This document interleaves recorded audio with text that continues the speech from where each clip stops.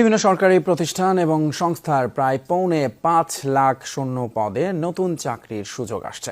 সোমবার এসব শূন্য পদে নিয়োগের প্রক্রিয়া শুরু করার নির্দেশনা দিয়েছে জনপ্রশাসন মন্ত্রণালয়। সচিব জানিয়েছেন, সরকারি চাকরিতে আবেদনের ফি অর্ধেকের বেশি কমানো হচ্ছে। একই সাথে অনিয়ম ঠেকাতে বিসিএসে ভাইভার নম্বরও ২০০ থেকে কমিয়ে ১০০ করার সিদ্ধান্ত হয়েছে। আলমগীর স্বপনের রিপোর্ট।